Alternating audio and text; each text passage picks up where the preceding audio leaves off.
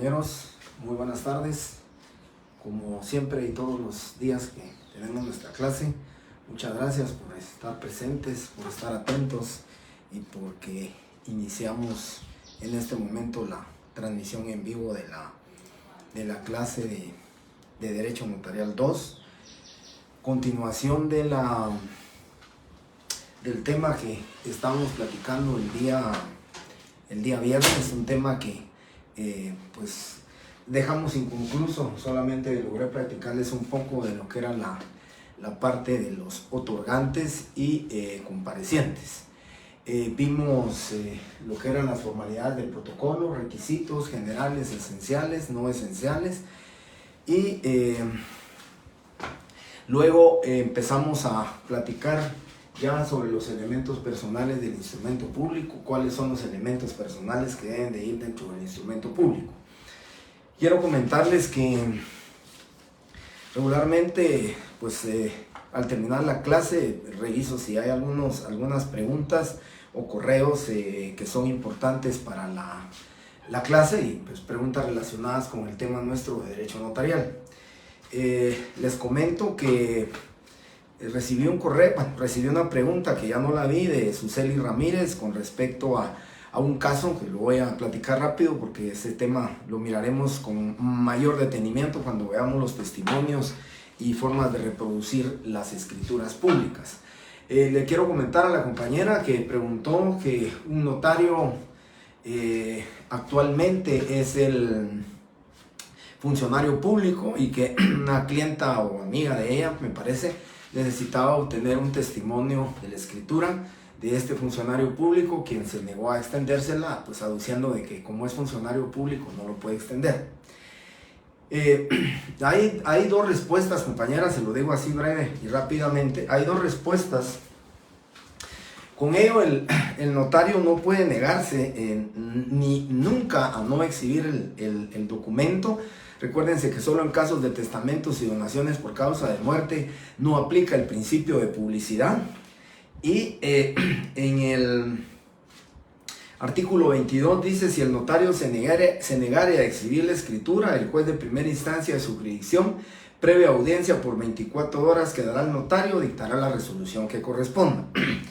Luego recuérdense que cuando hablamos nosotros de apertura del protocolo, recordarán ustedes que en la apertura del protocolo el notario dentro del formulario dice que en caso de ausencia temporal, su registro notarial o el protocolo que le corresponde estará encargado a otro notario, que se pone el número, su dirección de oficina, su teléfono, para que sea pues prácticamente localizado. Y el artículo 67 dice: los testimonios serán compulsados por el notario autorizante, este es el caso del funcionario público, por el funcionario que tenga el protocolo en su poder, si está legalmente autorizado para hacerlo, ¿verdad? Este sería el caso del director del archivo, o por el cartulario expresamente encargado por el notario autorizante que esté temporalmente impedido para hacerlo. Este es el artículo 67, el que claramente lo dice: tiene que tener un notario que esté facultado para esto. Luego dice: si el notario se negare a extender testimonio, el juez de primera instancia, previa audiencia que le dará por 24 horas para que exponga las razones que tuviera para negarse, dictará la resolución que proceda, y si ella fuere en el sentido de ordenar que se dé el testimonio y el notario no lo obedeciere, ordenará la ocupación del tomo respectivo y designará al notario que ha de extender. Así que tenemos 2 o 3 artículos que claramente nos dan la respuesta y una salida legal para la compañera que me preguntó de un tema que al mandatario de la persona que vive en Estados Unidos le habían dicho que sola y únicamente podía extenderlo el notario autorizante. La respuesta es: tiene que haber un notario que por encargo de él, y así lo tendrá que hacer y así lo deberá hacerlo constar, ¿verdad? Bien. También Ronnie Marroquín preguntó esa noche, el último, estoy con la sección D ahora, ustedes pues terminé el día viernes con sección D, hoy estoy empezando con la sección D, y Ronnie Marroquín preguntó si los testigos y los traductores son comparecientes, mas no otorgantes. ¿Es correcta la afirmación que hizo el compañero? No, creo que no era pregunta, sino una afirmación de él.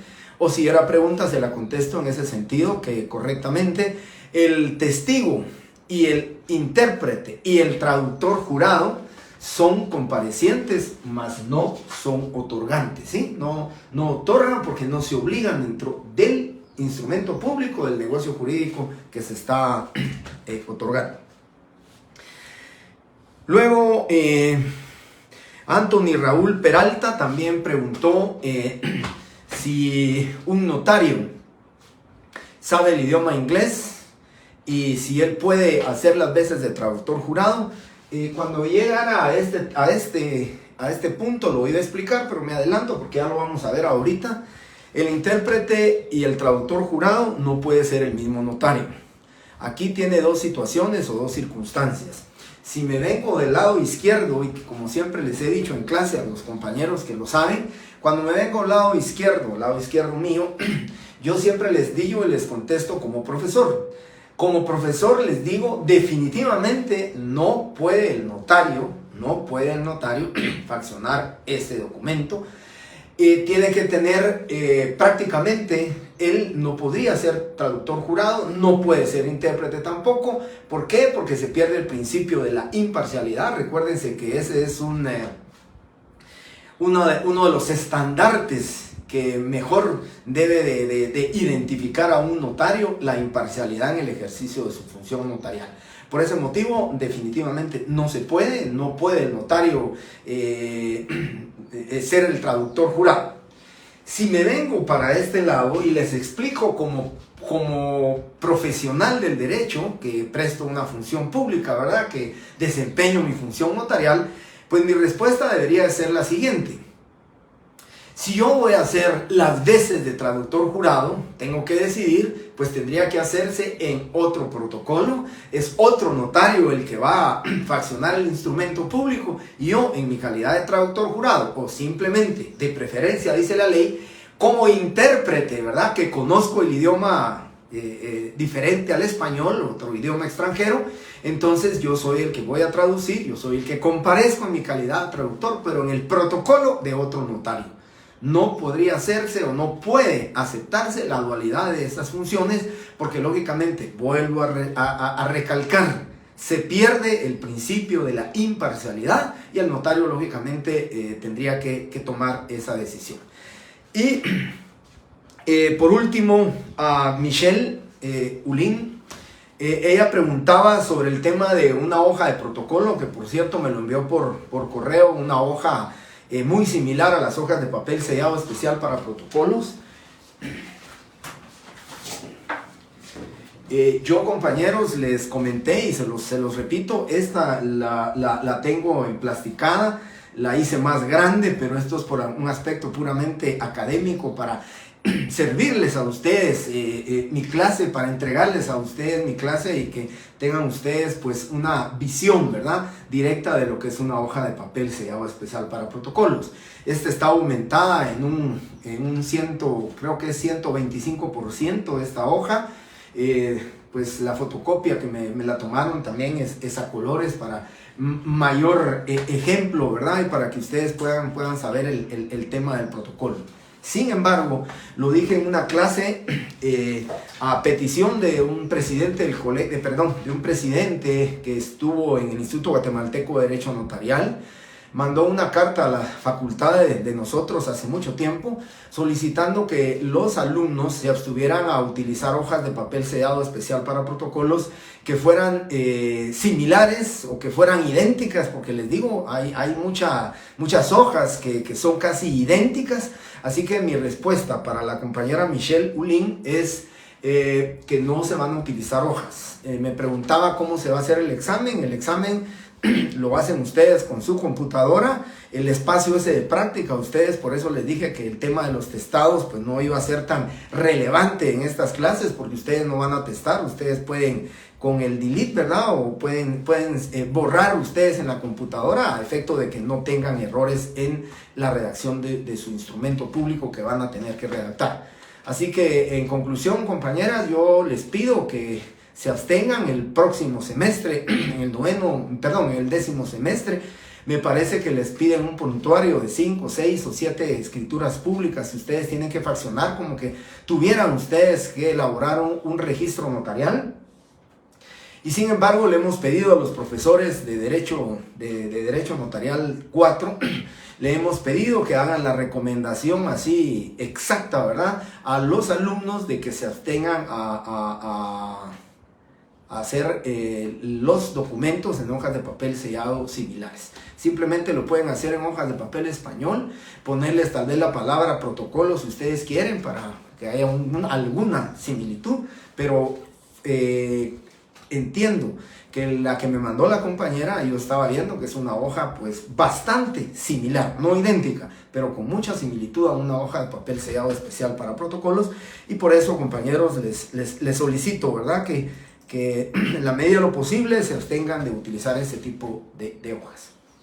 Dicho esto, entonces, compañeros, quiero comentarles, terminamos el otorgante. Recuerdo que en la clase, lo voy a decir para si algunos se salieron antes de la clase, pues había un problema aquí que decía compariente. Entonces lo corregimos a solicitud de uno de los compañeros que se dio cuenta del error, lo corregimos, y entonces aquí el elemento personal otorgante y el elemento personal compareciente.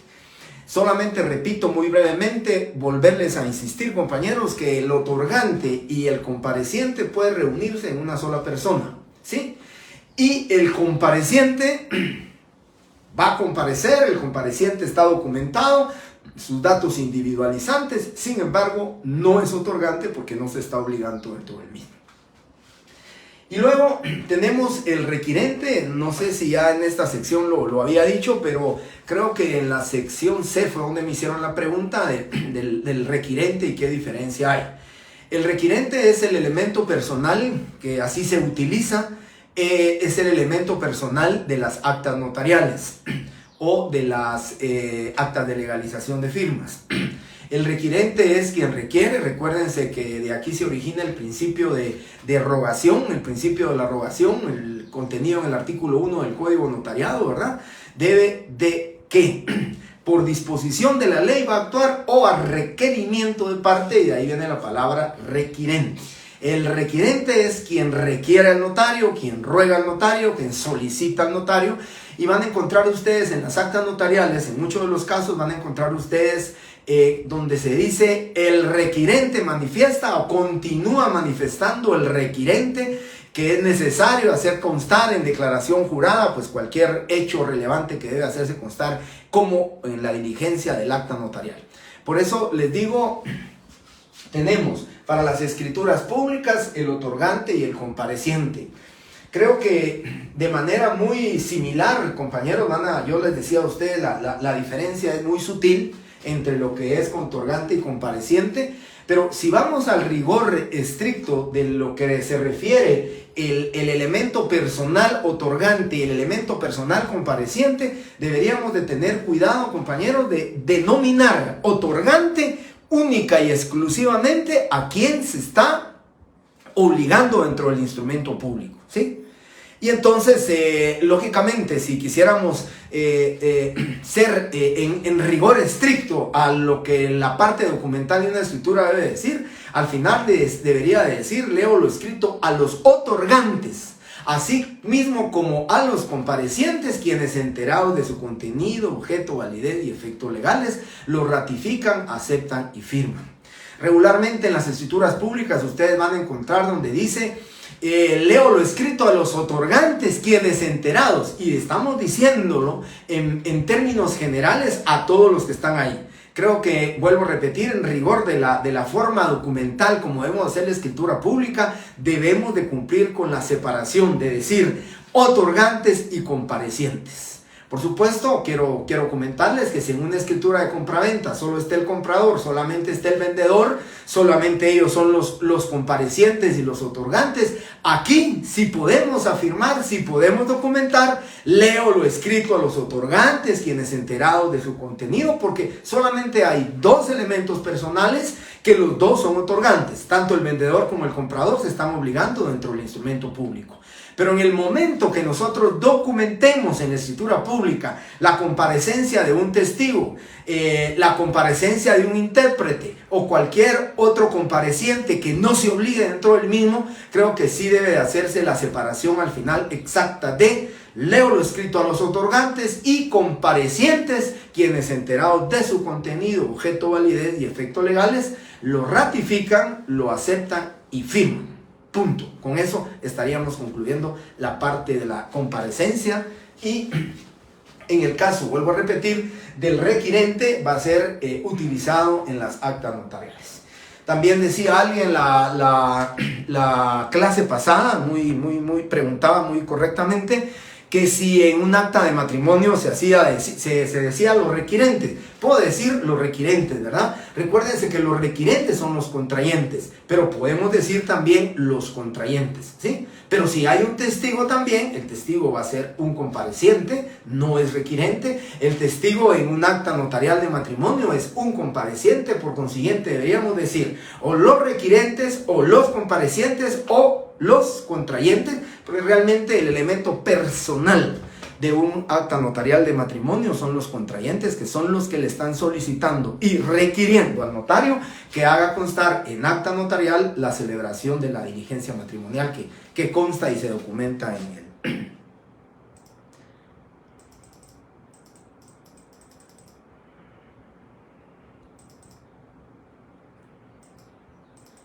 Buenas tardes a todos, compañeros.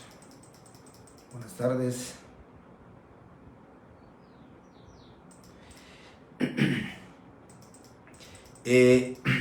Daniel Galindo, es correcto lo que me dice.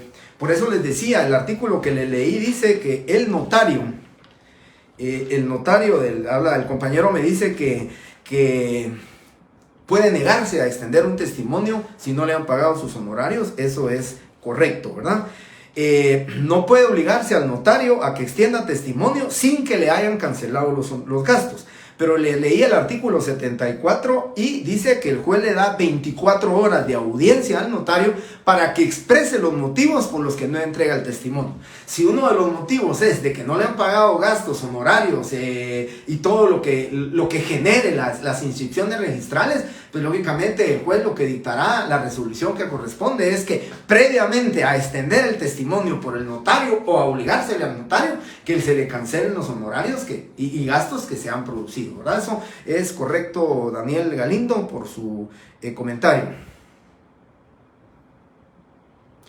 En el caso que no exista causa, sí, Liz, le comento aquí, sí, en el caso que no exista causa, el depositario debe realizar el testimonio correctamente. El depositario debe de extender el testimonio, porque para eso, compañeros, para eso tenemos nosotros. Yo en la empresa donde trabajo somos 3, 4 notarios, y entre todos los notarios pues nos hacemos el favor de nombrarnos depositarios o de aceptar el depósito del protocolo de manera pues temporal, ¿verdad?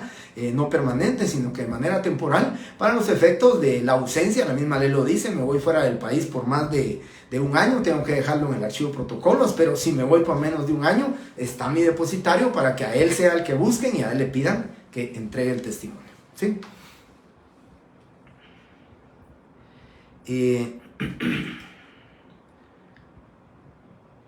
Liz, la causa que impida la presentación del documento. La presentación del documento, no sé, ¿verdad? Porque lógicamente, compañeros, para la presentación del documento, ahí sí, yo soy del criterio, ¿verdad? Que nosotros los notarios estamos obligados a llevarlo al registro de la propiedad.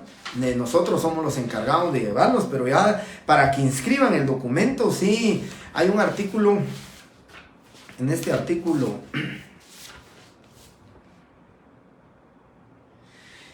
El numeral 11 del artículo 29 dice: la advertencia a los otorgantes de los efectos del acto o contrato y que deben presentar el testimonio a los registros respectivos.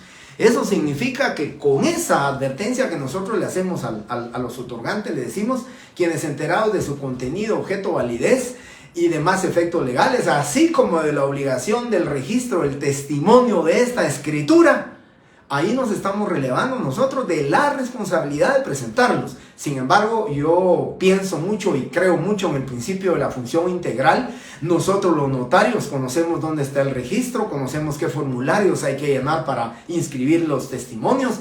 Por consiguiente, yo creo que esa actividad, ese trámite, ese procedimiento, ese proceso, debe hacerlo el notario, ¿verdad? Por eso, con la compañera aquí me decía el tema de la causa que da esto, ¿verdad? Correcto. Miren, yo siempre he dicho esto, ¿verdad? La obligación que tenemos nosotros los notarios en el cumplimiento de nuestras obligaciones que se generan. Ya algunos de los temas hablaré rápido y brevemente sobre muchas leyes que se relacionan con el derecho notarial con respecto a las obligaciones que se le generan al notario. Pero una de las obligaciones más importantes, aparte del pago de los tributos, aparte del pago de los impuestos, una de las obligaciones más importantes es el cumplimiento de darle aviso, de informar a la administración pública de todos los actos o contratos que vayan a generar cambios en los diferentes registros y correspondientes de la República de Guatemala. Ustedes recordarán cuando se empezaron a migrar los datos de las certificaciones de las partidas de nacimiento, se empezaron a migrar ya para el tema virtual, ya para el tema de tenerlos en computadora. Pues lógicamente, compañeros, empezó el gran problema que no les podían poner que su estado civil es casado porque no aparecía la anotación correspondiente en la partida de nacimiento. Había que estar buscando a los notarios, había que ir a rogarle a los notarios que entregaran el aviso correspondiente para que se hicieran las anotaciones. Así que yo creo que ese sí es una responsabilidad, compañeros, de obligación del notario, del cumplimiento de dar los avisos. Por eso le decía la compañera, dice el notario que no finaliza los procesos, es precisamente eso, ¿verdad? Yo les decía a ustedes que desde el punto de vista ético, nosotros los notarios, nuestra mejor tarjeta de presentación es el cumplimiento de nuestras obligaciones y la honestidad y honradez para con nuestros clientes. Nosotros tenemos que tener ética notarial para con nuestros clientes, para con el Estado y para con nuestros colegas. Pero para con nuestros clientes, precisamente eso, ¿verdad, compañeros? No quedarnos con los timbres. Hay notarios que se gastan el pago de los impuestos y después empiezan a manifestar que es el registro de la propiedad, que no entrega el testimonio, que están muy retrasados, que hay mucho atraso, pero sencillamente lo que está haciendo el notario es esperar que venga otra persona que le pague honorarios y poder pagar esos timbres o esos impuestos que corresponden. Eso es una práctica, compañeros, que de verdad no debe de existir en los notarios, que debemos de ser honestos, que debemos ser honrados y que debemos de cumplir con nuestras obligaciones. Bien. Entonces, terminamos ya con otorgante, compareciente, requirente. Ya de aquí se me pueden ocurrir, yo creo que de aquí puedo tener 2 o 3 preguntas, ¿verdad? De selección múltiple o de falso verdadero, con respecto a quién es otorgante, quién es el compareciente y quién es el requirente. Ya ustedes lo podrán saber y ya lo podrán determinar, ¿verdad? Y luego, los intervinientes, o sea, ¿quiénes intervienen? Aquí recuérdense que cuando yo hablo de intervinientes es precisamente porque en el artículo 31, dentro de los requisitos esenciales que nosotros determinamos en el numeral 6 del artículo 31, dice: las firmas de los que intervienen en el acto o contrato. Yo le puse aquí intervinientes también porque intervienen, sí, son comparecientes, pero definitivamente no son otorgantes, ¿verdad? Este es el caso entonces del intérprete. Recuérdense un tema muy importante. El intérprete dice: la intervención de intérprete cuando el otorgante ignora el español es un requisito esencial que se repite en el artículo 29, por consiguiente no lo tendrían ustedes que tener subrayado, o si lo hicieron al revés pues lo subrayaron, pero en el numeral 6 del artículo 29 dice también: la intervención de un intérprete nombrado por la parte que ignore el español, el cual de ser posible deberá ser traductor jurado. Si el intérprete no supiere o no pudiere firmar, lo hará por él un testigo, otro compareciente, ¿verdad? Si el intérprete no puede. ¿Qué establece o qué determina este artículo? Este artículo dice que de preferencia un traductor jurado, de preferencia, pero si no, pues debería de ser un intérprete, ¿verdad? Y el intérprete deberá declarar bajo juramento que él sabe el idioma, por ejemplo, italiano, o el idioma francés, el portugués, y que él es el que va a traducir, y él al final es el que manifestará al final que le leyó cláusula por cláusula al compareciente que ignora el español, quien manifestó estar enterado y que acepta el instrumento público. Ese es en el tema del traductor jurado.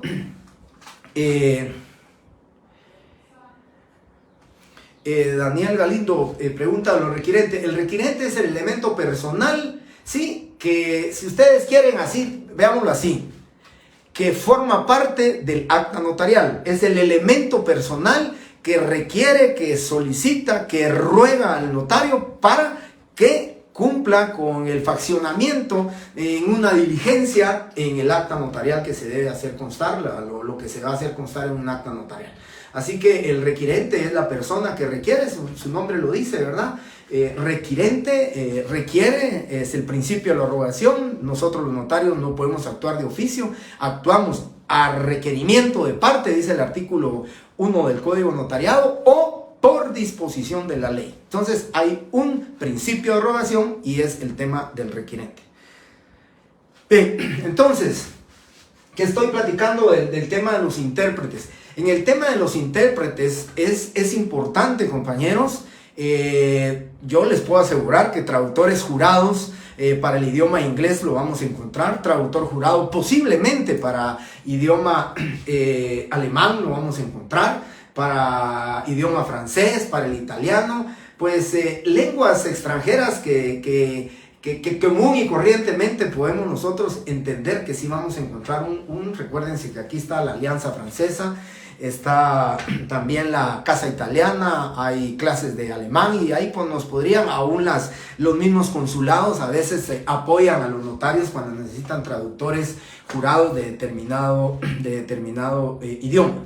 Sin embargo, puede ocurrir, compañeros, puede ocurrir que venga alguien que realmente se desconozca el idioma, ¿verdad? Tal vez un árabe o tal vez un holandés, donde sus dialectos son bien diferentes a esto. No vamos a encontrar un traductor jurado en Guatemala. Entonces, pues tal vez un amigo de él o una persona que viva o que resida aquí en Guatemala puede apoyarlo para traducirle esto y simplemente se va a hacer constar que comparece como intérprete, ¿sí? Yo entiendo, una vez nos vino un contrato para la compra, yo trabajo en una inmobiliaria, nos vino un contrato para la compra de unas formaletas para la construcción de vivienda. Nos vino un contrato en árabe. No encontrábamos realmente quién nos hiciera favor, y entonces para la traducción al idioma español, primero hubo una persona que hizo el favor de traducirla del idioma árabe hacia inglés, que era lo que él conocía, y luego hubo una traducción del idioma inglés hacia el idioma español, y esa fue la manera en que lo resolvimos. Quiero decir con esto que esta es traducción jurada de documentos que provienen del extranjero, pero que en todo caso podría ser aplicable en determinado momento, ¿verdad? No estoy diciendo que fuera así, pero podría ser que de esa manera pudiéramos resolver un tema. Lo que sí es cierto, yo se los comenté el viernes a ustedes, es que tan solo en mis 35 años que tengo de ejercicio profesional, tan solo una vez he utilizado un traductor jurado de una persona que no sabía el idioma español. Hicimos comparecer al traductor jurado y pues era idioma inglés prácticamente. No tuvimos problema con obtener la colaboración y el apoyo de un traductor jurado para los efectos de esto. Y como ya puntualicé, no sé si Anthony Raúl Peralta ya estaba aquí en clase cuando yo empecé la clase, pero si estuviera por aquí, solamente quiero comentarle y lo vuelvo a repetir. El notario no puede tener la dualidad de funciones. O es notario que cartula y que facciona el instrumento público, o lo hace como traductor jurado, pero a la vez no puede el notario definitivamente ser juez y parte, si lo queremos entender así, ¿verdad?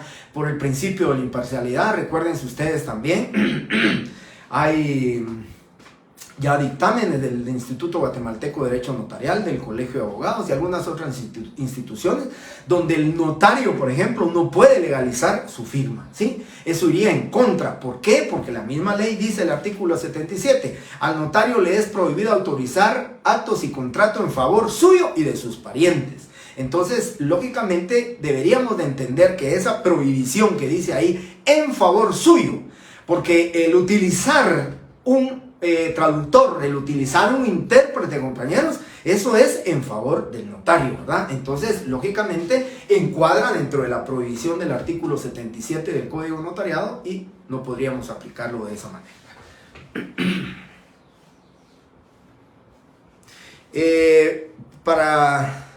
Nia dice aquí, DC, el requirente elemento personal de las actas notariales o actas de legalización de firmas, a ruego. Yo les decía a ustedes, tanto las actas de legalización de firmas, dice el requirente, o en las legalizaciones de firma, cuando lleguemos también dice el requirente, o también puede ser el signatario o el firmante, ¿verdad? Ese es el elemento personal en actas de legalización de firma, así puntualmente. Pero también podríamos decir requirente, porque recuérdense que el que le solicita y le ruega a un notario que le legalice su firma, le está requiriendo el cumplimiento de su función notarial, ¿sí? Bien. Anthony ya le respondí la pregunta que me envió, él me lo envió al correo y por eso hasta el día de hoy se lo estoy, igual que Michelle Ulín, por correo me lo envió.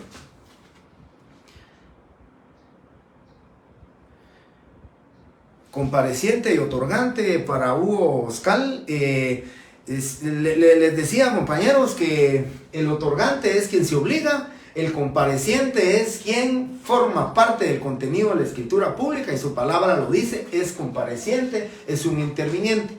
Y la diferencia simplemente es que el otorgante es compareciente, pero el testigo, los intérpretes que comparecen, no son otorgantes. Esa es la diferencia. El otorgante, sí, creo que esa pregunta la hizo Ronnie Marroquín. No sé si Ronnie Marroquín, creo que fue el que lo preguntó. Y decía que si el traductor y el testigo, sí, puede ser compareciente, sí, pero no es otorgante. El traductor es compareciente porque está compareciendo, entonces si ustedes quieren también es interviniente, está interviniendo, pero el testigo y el traductor no son otorgantes porque ellos no se están obligando con respecto al tema del negocio jurídico que está cristalizando, que está documentando en el instrumento. El compañero Susan pregunta requirente o requiriente. Pues fíjense que yo he visto y han utilizado de manera frecuente, pueden ver ustedes yo la vez pasada me metí a ver ahí a la página de Google y miraba, y al igual que sustituir y sustituir puede ser con B, ¿verdad? Y sustituir puede ser sin la B, la sustitución de los mandatos. El igual yo de verdad he utilizado, yo lo que utilizo es el requirente. No requiriente, pero también he visto algunos instrumentos públicos que utilizan la palabra requiriente de manera sinónimo como es el requirente, ¿sí? Bien. ahora venimos y vamos a hablar de los otros intervinientes, de los otros comparecientes, porque no son otorgantes, ¿verdad? Aquí sí ya empezamos a ver un tema muy importante, ya empezamos a incursionar, a introducirnos dentro de los temas de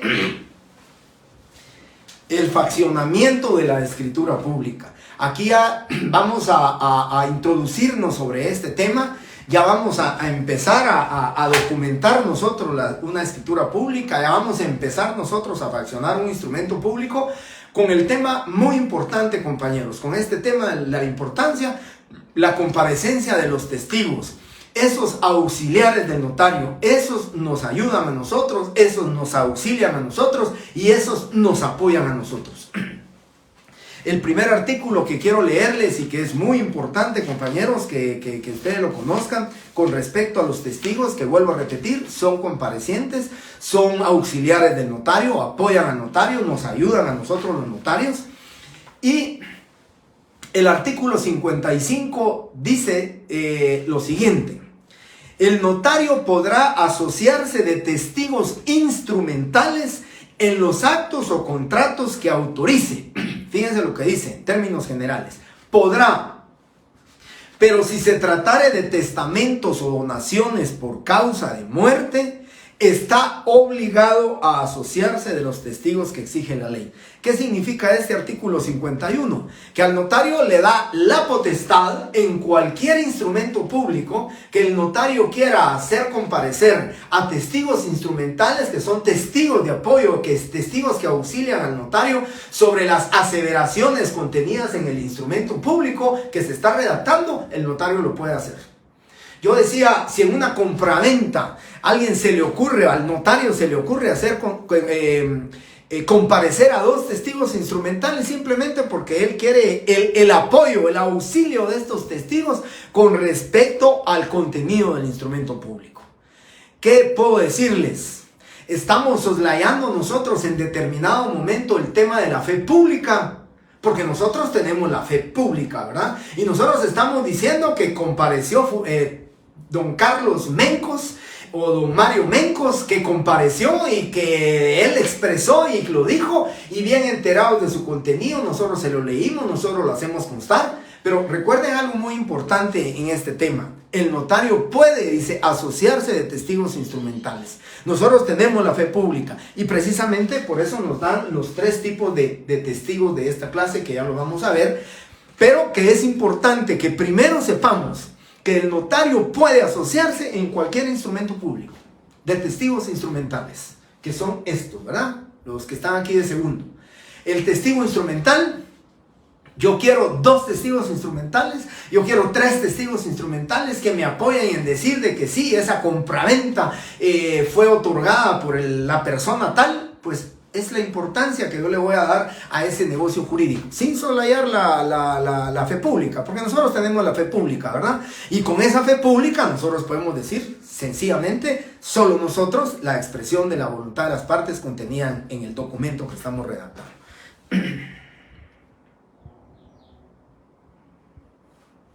Bien. Luego dice, obligatoriamente en testamentos y donaciones por causa de muerte. Y dice el artículo 42, compañeros, del Código de Notariado, dice: la escritura pública de testamento, además de las formalidades generales, contendrá las especiales siguientes. Dentro de esto dice la presencia de dos testigos que reúnan las calidades que exige esta ley. Sencillamente, compañeros, está la obligación por parte del artículo 42, y en el tema de las escrituras de donación por causa de muerte, dice, contendrán las mismas formalidades que el testamento, artículo 43. Aquí hay entonces obligación, compañeros, obligación de que tengamos que hacer comparecer a dos testigos instrumentales en el tema del testamento, ¿verdad? O donaciones por causa de muerte, como requisitos especiales y requisitos que establece la ley. Y luego, ¿qué necesitamos? Porque fíjense lo que dice el artículo 42. El artículo 42 dice, y así lo dice con mucha claridad, el artículo 42 refiere y dice: testigos con las calidades que exige la ley.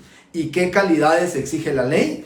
Para eso nos trasladamos inmediatamente al artículo 52 del Código Notariado, que dice: los testigos deben ser civilmente capaces, idóneos y conocidos por el notario. Si el notario no los conociere con anterioridad, deberá cerciorarse de su identidad por los medios legales. ¿Qué significa eso? Les pido, les ruego, les suplico, ¿sí?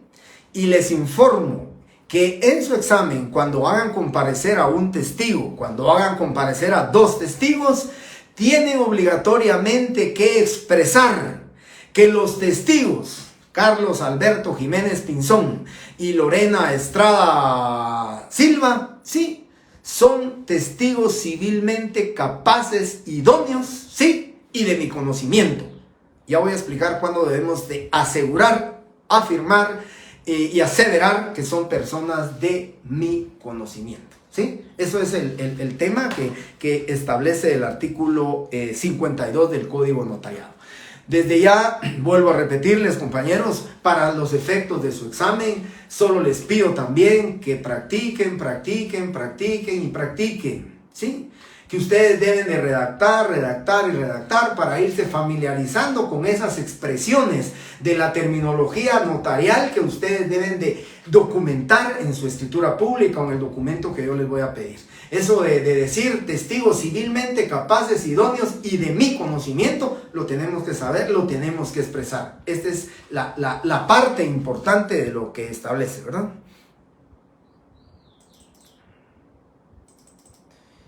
Muy bien. Bien. Entonces, tenemos los testigos. Y yo quiero aquí, compañeros, que todavía tengo, bueno, ya son las 1:30, tengo 15 minutos. Algo muy importante, compañeros, que quiero explicarles. Hay 3 tipos de testigos. La ley recoge los 3 tipos de testigos. Los testigos son los de conocimiento, los testigos instrumentales y los testigos rogados. Esas son las 3 clases de testigos. No los voy a poner aquí porque eso me hará constar y me servirá para los efectos del examen, que lo digo en clase y lo pregunto. Los testigos de conocimiento también son llamados testigos de abono, ¿sí? ¿Sí? Y los testigos rogados también son llamados testigos a ruego. Entonces, no lo escribo aquí, tómenlo ustedes en sus notas, porque en el examen podré preguntar, haré una pregunta con relación a los testigos de abono, que ya saben ustedes que son los testigos de conocimiento. Igualmente, el testigo rogado, que también es denominado, se le denomina a ruego. ¿Qué es importante, compañeros, sobre este tema de los testigos? Luego de que ya vamos a hablar de la calificación de los testigos, ya los calificamos de que son civilmente capaces, idóneos y de mi conocimiento. Ya lo voy a explicar, esa aseveración de mi conocimiento. También es importante que leamos el artículo 53. ¿Quiénes no podrán ser testigos? ¿Quiénes tienen prohibición legal de acuerdo al artículo 53 de quienes no pueden ser testigos? Por favor, dice: no podrán ser testigos las personas que no sepan leer y escribir o que no hablen o no entiendan el español. Descartemos entonces cualquier tipo de testigo. De los 3 testigos que estamos hablando aquí, de los 3 testigos, todos tienen la prohibición, cualquiera persona que no sepa leer y escribir o que no hablen o entiendan el idioma español, ¿sí? Las personas que tengan interés manifiesto en el acto o contrato. Aquí claramente, ¿verdad, compañeros? El mejor ejemplo es el testamento y la donación por causa de muerte. No podría ser testigo instrumental un heredero universal. un legatario constituido legatario, un albacea constituido la albacea en un testamento. ¿Por qué? Porque tiene interés directo en el acto o contrato. Por eso definitivamente no pueden ser testigos, porque la ley se los está prohibiendo. Y la ley dice no podrán ser testigos. Luego el numeral 3 dice los sordos, mudos o ciegos, tampoco, ellos tienen prohibición para ser testigos. Los parientes del notario, aquí claramente lo dice, ¿verdad? O sea, si estamos hablando del artículo 77 que le prohíbe al notario autorizar actos y contratos en favor suyo y de sus parientes, lógicamente en sentido contrario tendríamos que entender aquí también el numeral 4 dice los parientes del notario no pueden ser testigos. Si yo estoy en mi oficina y necesito un testigo rogado, un testigo a ruego, y está mi hija, o mi hijo, o mi esposa, o cualquier pariente dentro de los grados de ley, no los puedo utilizar como testigos. Tengo que buscar a otro testigo para que sea él quien me apoye, quien me auxilie en el faccionamiento y comparecencia del instrumento público. Y por último, el numeral 5 dice: los parientes de los otorgantes, salvo el caso de que firmen a su ruego, cuando no sepan o no puedan hacerlo, y no se trate de testamentos o de donaciones por causa de muerte. Debemos entender lo siguiente entonces: los parientes de los otorgantes no pueden ser, ¿sí?, testigos de conocimiento y tampoco pueden ser testigos instrumentales. Dice, salvo a ruego. Los rogados sí podrían ser parientes, ¿sí?, de los otorgantes.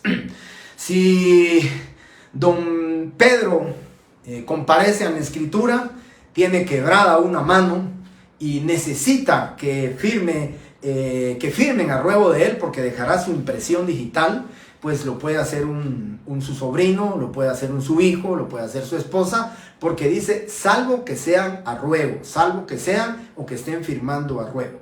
En los otros casos, conocimiento instrumentales, descartado los parientes.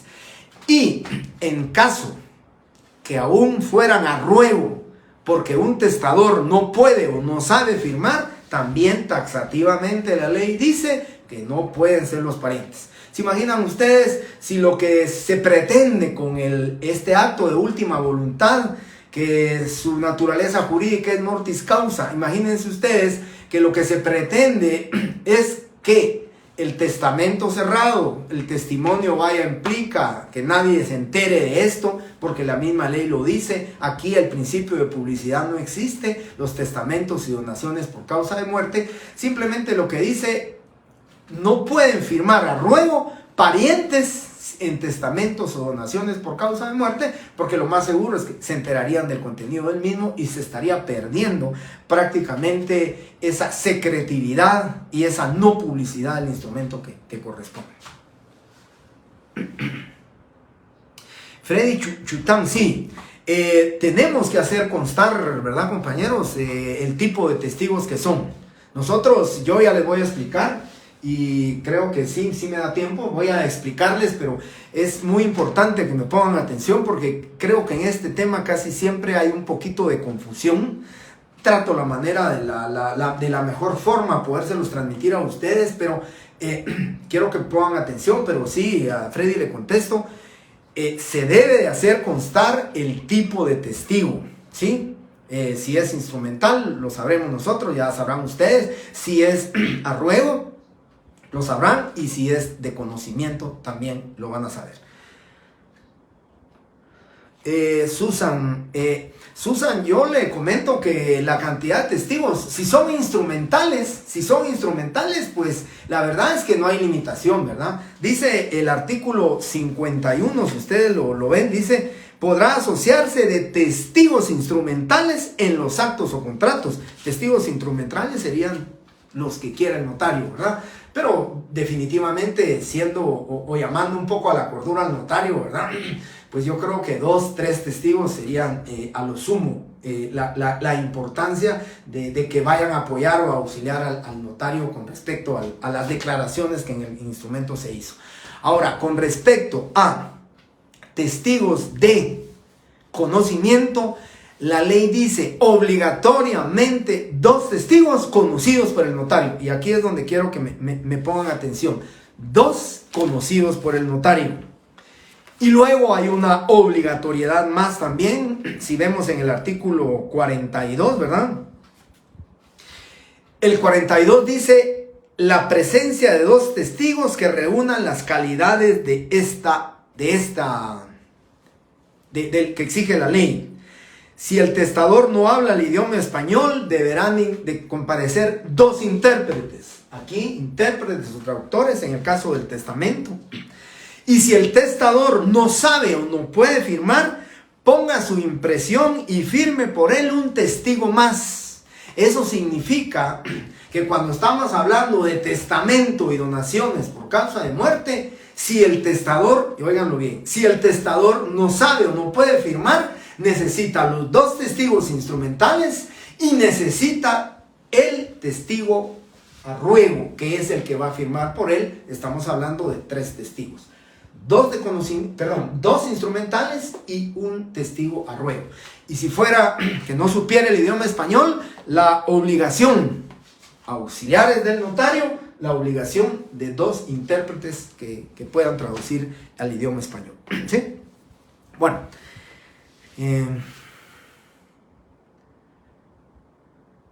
El artículo 42, ¿para qué días? Gracias, Cintia está respondiendo, artículo 42. Y el artículo 43 que relaciona, ¿verdad?, de que las escrituras de donación por causa de muerte contendrán las mismas formalidades que el testamento. Así que todo lo que establece el testamento va determinado también como formalidades para el instrumento público. Creo que me voy a quedar hoy y lo voy a explicar hoy solamente los testigos de conocimiento, para que ustedes se lleven esa parte que es la que más me cuesta poderle explicar, ¿verdad? Y que más cuesta que ustedes lo puedan absorber con este tema, y es el siguiente. Les quiero explicar. Fíjense lo que dice cuando estamos hablando de los testigos, ¿verdad? Los testigos deben de ser civilmente capaces. Oigan, lean esta frase. Los testigos deben ser civilmente capaces, idóneos y conocidos por el notario. Fíjense, la premisa. Si el notario no los conociere con anterioridad, deberá cerciorarse de su identidad por los medios legales. ¿Qué significa este artículo 52? Dice: los testigos deben ser civilmente capaces, idóneos y conocidos por el notario. Conocidos por el notario. Sin embargo, dice el artículo 52, si no fueren conocidos por el notario, dice, deberá cerciorarse de su identidad por los medios legales. ¿Qué va a hacer el notario si no conoce a un testigo? Pues lo que va a hacer el notario es identificarlo con su documento personal de identificación por los medios legales. Y si ese testigo pues fuera un extranjero, va a ser por medio del pasaporte, con el documento idóneo, ¿sí? Pero aquí viene lo que quiero que se lleven ustedes hoy en la mente. Si quieren lo repasan, lo vuelven a leer, lo vuelven a escuchar ustedes, compañeros, pero es importante. ¿Por qué razón? Ese artículo 52 es aplicable única y exclusivamente, si no los conoce el notario, para los testigos instrumentales y rogados. Si no los conoce, el notario los identifica. Pero vean el de conocimiento, que es el fundamento legal de los testigos de conocimiento. Vean la importancia. ¿Por qué les digo lo siguiente? Dice numeral cuarto del artículo 29. Numeral cuarto, artículo 29. La identificación de los otorgantes cuando no los conociere el notario. ¿Sí? Por medio de la cédula de vecindad, entendamos por medio del documento personal de identificación o el pasaporte si fuera extranjero. Y miren lo que dicen. Aquí es taxativa la obligación que tiene el notario. Por consiguiente, no le es aplicable el artículo 52 que habíamos hablado. O por 2 testigos conocidos por el notario, o por ambos medios cuando así lo estimare conveniente. ¿Qué significa esto, compañeros? ¿Qué tan profundo quiero que ustedes analicen este artículo? Los testigos de conocimiento obligatoriamente son 2 testigos conocidos por el notario. No le es aplicable el artículo 52 a los testigos de conocimiento porque la ley dice conocidos por el notario. Esos 2 testigos que yo voy a utilizar para que me auxilien a identificar a una persona, porque no carga documento de identificación, ni tampoco puedo dar fe de conocimiento de ellos, necesito de 2 testigos que me auxilien y que digan que don Carlos Pérez Urbina dijo llamarse así, de 27 años de edad, casado, guatemalteco, comerciante de este domicilio, y lo identifico por medio de 2 testigos civilmente capaces, idóneos y de mi conocimiento. Por favor, ese es la petición y lo profundo que quiero que interpreten este artículo unido con el artículo 52. Porque el artículo 52 en la primera frase dice y conocidos por el notario. Y después dice que si no los conociera, los puede identificar por los medios legales. Pero este artículo 52 riñe con lo determinado y la obligación taxativa que tiene el notario en el artículo 29, numeral 4, donde dice que o por 2 testigos conocidos por el notario. No hace la excepción de que si no los conozco los puedo identificar. No, yo tengo obligatoriamente que buscar a 2 testigos, amigos, conocidos, que yo conozca para poder dar la fe de conocimiento de estos 2 testigos.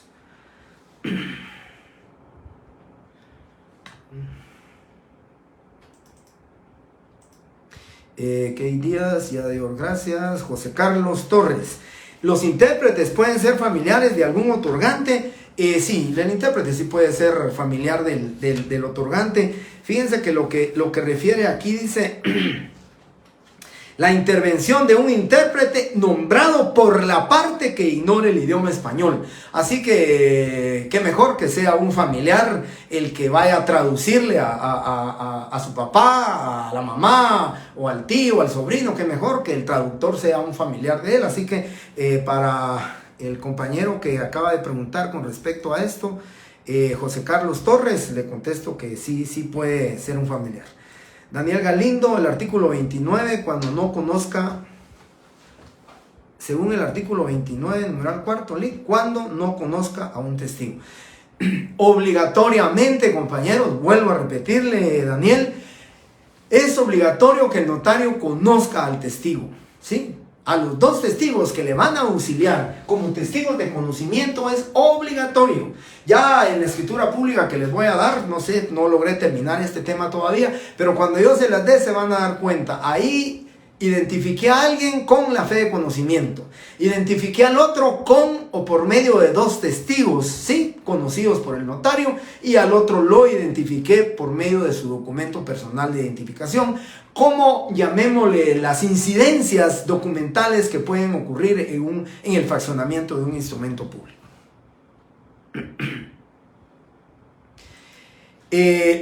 Suseli Ramírez, muchas gracias por el comentario, es correcto. Deben de ser conocidos por el notario, o sea, son conocidos por el notario.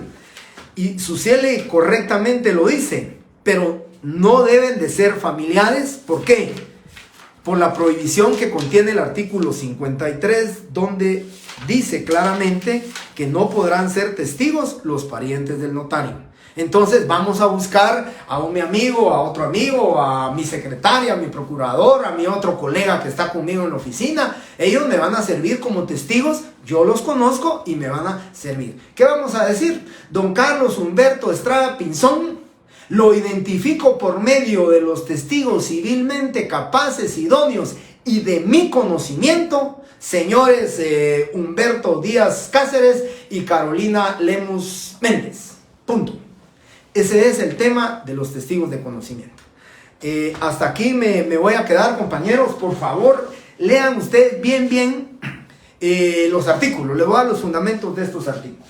El fundamento legal de los testigos de conocimiento, ya se los dije, artículo 29, numeral 4. Artículo 29, numeral 4.